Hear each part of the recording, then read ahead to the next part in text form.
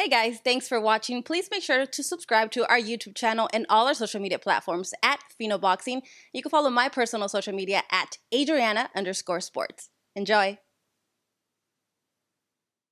MGM Grand Garden Arena here in Las Vegas, Nevada. We present the final press conference for the highly anticipated third installment for this long-awaited rematch for the WBC Heavyweight Championship of the World. Presented by Bob Arum's Top Rank Incorporated, Frank Warren, on behalf of Queensberry Promotions, Bomb Squad Promotions, and TGB Promotions, this is a Premier Boxing Champions presentation brought to you by FanDuel Sportsbook. Well, before we bring out our fighters at this time, let's take a closer look at the previous encounters between these two elite giants of the heavyweight division. In Los Angeles, the stakes couldn't be higher. Champion of the world, the Bronze Bomber, Deontay Wilder.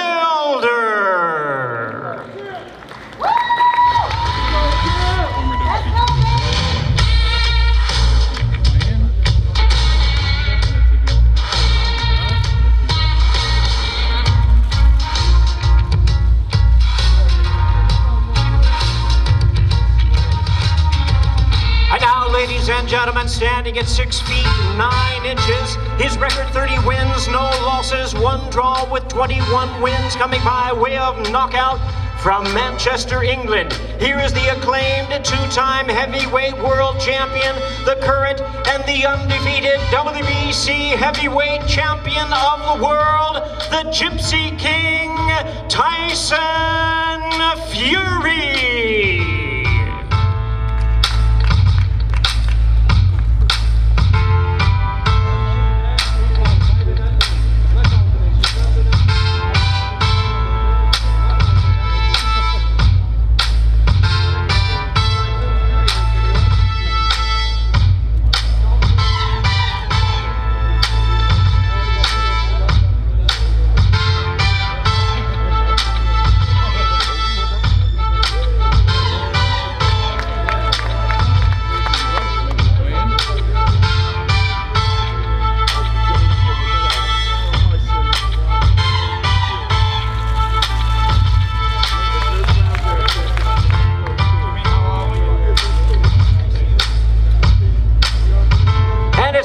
Championship Trilogy, Fury versus Wilder, number 3, T-Mobile Arena, Saturday night, live on pay-per-view. And now, ladies and gentlemen, my pleasure to introduce the host of our press conference, acclaimed sports journalist Kate Abdo.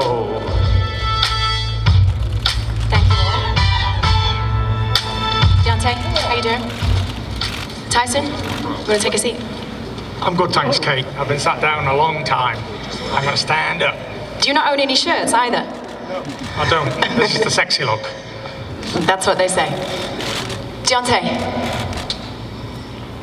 you're making me nervous with the headphones. Are we feeling like talking today? Do us a favor. Okay, cool, brilliant.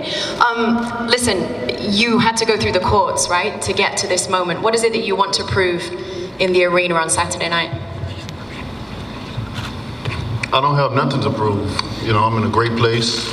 I'm in a great state of mind, have always been. You know, I got a lot of great people around me that's been covering me all this time, you know.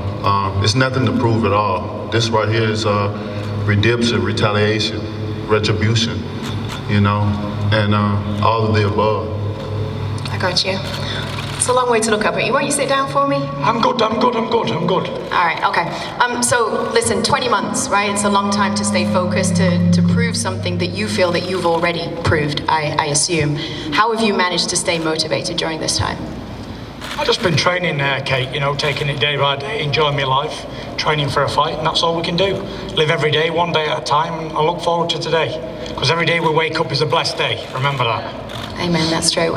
You've had a lot to deal with in the meantime, though, right? Because you had made the fight with AJ, then you had to deal with scrapping the fight with AJ. You had COVID that you had to deal with. Your wife has had a baby. Congratulations, by the way. How have you managed to stay dialed in, or at what point do you think you really got dialed into this fight? All these fights are exactly the same to me. You know, I've got some guy trying to take me head off with punches. No matter if it's Deontay Wilder or whoever it may be, it doesn't really matter to me because it's a Tyson Fury roadshow. It's been continuing for 13 years. So I train every day of my life, twice a day mostly. I eat, sleep, train, repeat. You know, I've had a few personal problems at home, but you know, there's always going to be some type of problem or hurdle to get over in life. So it's just how we do it, you know. And I had a little baby girl who was born 7.5 weeks ago, and she was very unwell for a minute or two. And, you know, I was there for 2 weeks in the hospital with her. And as soon as I knew that if I got that hurdle out the way, then I knew that things would be good and I could concentrate on the fight. And that's exactly what I did. Do you feel comfortable being away from home? Yeah, I'm 100% confident, you know. The baby's 100% at home, everyone's good, family's good, so, you know, Daddy's just got to do his job now, that's it. All right, okay. Deontay, we've seen these videos, and I think for fans it's been super exciting, right, to watch you look as motivated and as driven and as hungry as you have done. It's been 20 long months, though, right, that you've been waiting for this moment. Have you allowed your mind and your body a second to kind of step back at any point during that time? We've been going from day one, since the last outing, you know. It hasn't been no stop. All the delays and all that, you know, has been beneficial for us. You know, we've been continue to carry on. You know, one thing about this camp that I've had, I've been able to have all my brothers around me from the start, and we're all together now. You know, so I've been talking about the love that's been around me all this time, and it's been real. It's been amazing for me. You know, when many people thought I was down, depressed, and all that. I can't be. It wouldn't be fair to the people that I have around me to even feel that way. Certain things I didn't even know what was going on in the world, you know what I mean? Because of my focus and my dedication that I've had, you know, and it's just been amazing. Overtraining is a real thing though, right? So have they had to pull you back at times? Overtraining is a real thing, and we've been able to stop at certain times, take breaks certain times, and get back at it. You know, certain things it'll be a little lighter than others, you know, until we were able to get back on track. You know, so everything has been good. I think we've timed everything out perfectly. I think we've done all the right things, and come Saturday night it's going to be definitely a different fight. You know, for all the fans. You know, they should be excited. You know, it's not rare that we get trilogies like this, and I think it's going to go down in history. We are excited. I think it feels really different coming into this fight than it did coming into the second fight, right? After that first fight, it felt like there was still mutual respect between the two of you. After the second fight, it feels like that has been lost somewhat. Deontay, there were many accusations that you made towards Tyson about reasons that you felt that he had won that fight, ways that you felt that he had cheated. Do you regret any of the accusations that you made towards him? I don't regret it, and I go to my grave believing in what I believe in. I know things for fact. I have confirmation, clarity of a lot of things, and which, you know, one thing about it, you know, men lie, women lie, but your eyes don't lie what you see, you know. So many people can believe what they want. We're all human.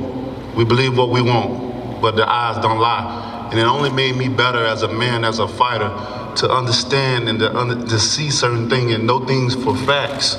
You know, it made me even hungrier than before. God is a great God, and He don't make mistakes. I wouldn't take it back for nothing, because nothing that even the way I felt, even coming into the fight, even when Chris took the mask off me, how I felt, I wouldn't take it back for nothing. I needed it. It was a blessing in disguise. Tyson, he did accuse you of some of the biggest violations in boxing, right? You kind of reacted almost like you don't care, like it just kind of washes off. How do you really feel about it? I don't care, because obviously it's coming from an unwell person. He accused me of everything, accused his team, his trainer, the suit, injuries. Who else did he accuse? Oh, the Athletic State Commission of Nevada, they were in on it as well, the referee, whoever else. Maybe if he'd have come out with one of these excuses, then it would have been believable, but not 50 of them, come on. And he can believe what he wants. What it tells me is that he's a weak, mental little person who I'm going to knock spark out on Saturday night. I beat him the first time after 3 years out the ring. Quite comfortable, actually. Won 2 rounds of a 12-rounder. I absolutely obliterated him in the rematch. He didn't even win any of the rounds. And in this third fight, I just see much more the same. In fact, he's even copying me. Look, he's got no t-shirt on today. He learned that from me. I'm famous for wearing no shirt at press conferences and having no shirts on. This guy's copying me all the time. And I know I'm an inspiring person and everybody wants to be like T. But you know, it's supposed to be Bronze Bomber. Do your own thing. Stop copying the Gypsy King. And listen, I hope you got your excuse book ready, Dosser. And what's he doing here? He should have had the sack as well, JD's. Because if Mark Brilliant was doing it, he was in on it as well because he was in the changing rooms. Watch my hands get wrapped. I want to know what you got to say, JD's. You was there. You on the conspiracy as well. We are going to bring trainers up later on. It was actually him who taped the knuckle dusters on. It was J. Diaz who taped the knuckle dusters on my gloves. Deontay. He was there.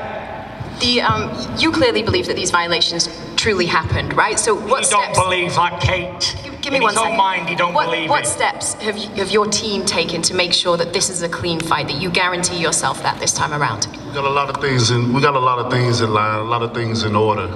You know, and I think that's just what the world, only thing that they need to know. You know, there's a lot of things that I can say and put out there, but you know, like I've always been since from day one, silence is golden. Do you think you've put yourself under more pressure with all the reasons about why the loss in the second fight happened? Do you now feel under more pressure to come out and look spectacular in this third fight? Not at all. When you know the truth, they said the truth will set you free. You know, there's no pressure on me. And then when you have nothing to lose, there's no pressure at all. All the pressure is on him. Is that how you feel if you got nothing to lose in this fight? It's nothing to lose. Nothing to lose and everything to gain. Why do you say nothing to lose? Because I think a lot of people would say that your legacy is potentially on the line in this fight. Your legacy only dies when the man dies, when the desire and the fire inside your heart for the sport or anything that you do in life. When that dies, so does your legacy. And I'm well alive. Amen. Listen, you're the only undefeated heavyweight champion that remains of the group, right? Is that pressure for you? I said that yesterday and I've come under a lot of scrutiny from it all. I've come under a lot of pressure because I forgot that Alexander Usyk's been a world champion for 5 minutes. Forgive me on that one, I do apologise. Oh, yeah, you're right, sorry. Usyk, yeah, he's won all the belts, so congratulations to him, by the way. But I was just talking about the group that we were in before Usyk even come into the picture. Mm-hmm. Out of all of us from like years gone by, like say the last 10 years, there's only me, last man standing. And I'm the one who's had all the problems, all the inactivity, everything. And I'm still here, still undefeated. I'm a lone soldier now. The last one undefeated. Actually, the first 2-time heavyweight champion of the world who never lost a fight. How amazing is that? You have history maker, if I was interested in that sort of thing. You've talked a lot about mental health, right? That's something that we've all appreciated you being really open and honest about. Do you feel mental pressure coming into a fight like this, and how do you deal with that? What do you make sure you have in your surroundings to keep you in the right place mentally? You know, mental health struggle's no joke. You know, it's you can never get over it. It's not if or when, but it's not if, but it's definitely when. Mental health will always creep back into your life at some point, and it's a very, very, very dangerous matter. And it's a global pandemic on its own, without COVID and all that stuff.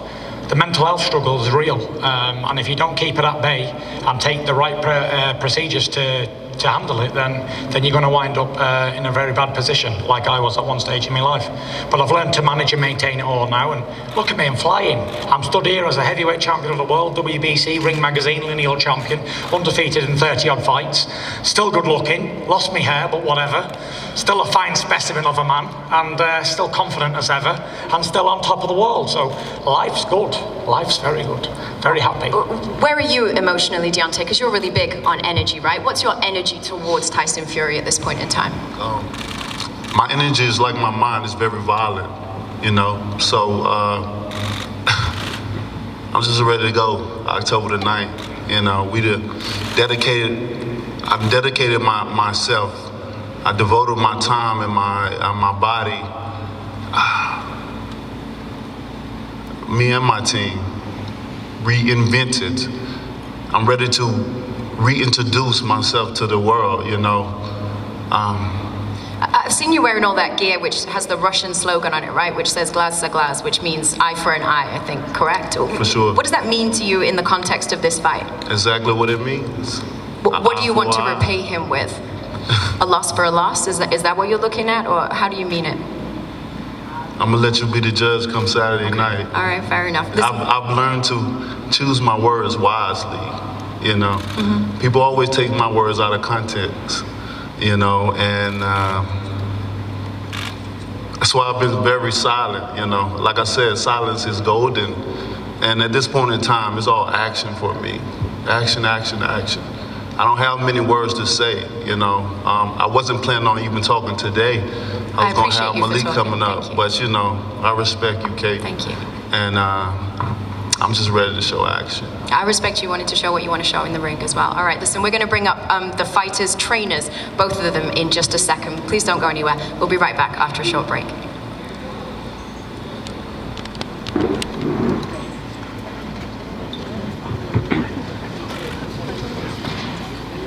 Sean, he's fucking terrible. He's fucking terrible, man. He's a complete cunt.